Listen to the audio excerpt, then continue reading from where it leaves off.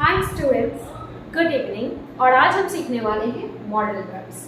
जैसे कि auxiliary verbs होते हैं ना 11, ठीक उसी तरह मॉडल वर्ब्स होते हैं 13। इनका यूज कहाँ होता है? सब्जेक्ट के तुरंत बाद, मेन वर्ब के तुरंत पहले, राइट। सब्जेक्ट और मेन वर्ब को जोड़ने वाला दो ही वर्ब आता है, एक को हम कहते हैं ऑक्सिलियरी वर्ब, एक को हम कहते हैं मॉडल वर्ब्स। मॉडल वर्ब्स के तुरंत बाद जो हमारा वर्ब आता है वो हमेशा वर्ब फॉर्म होता है।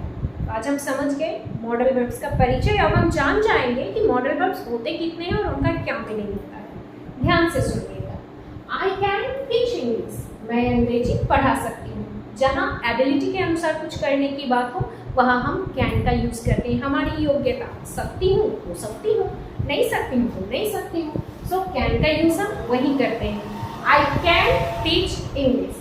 दूसरा, आई कुड टीच इंग्लिश। यहाँ ध्यान रखिएगा फ्रेंड्स, कुड का मतलब होता है सका। तो यहाँ पे हमको क्या लिखना है इंग्लिश में? आई कुड टीच इंग्लिश, मैं अंग्रेजी पढ़ा सकी।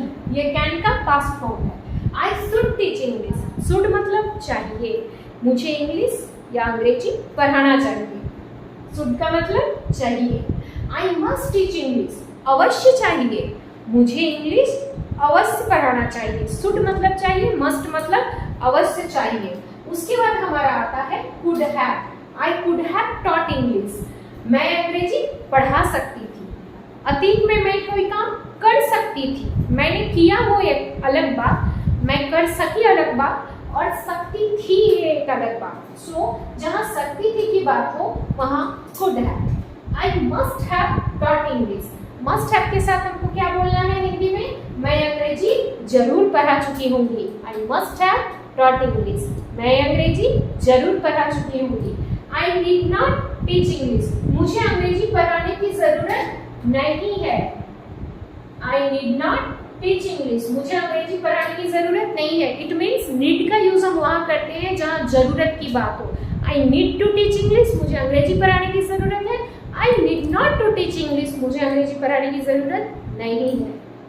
आई use to teach English, use to का यूज हम कहाँ करते हैं? जहाँ किया करता था, कोई अतीत में कोई काम किया करता था, वो उसकी हैबिट थी। आई यूज टू टीच इंग्लिश, मैं अंग्रेजी पढ़ाया करती थी।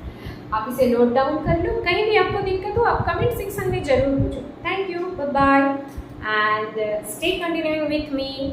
Good night, have a nice day.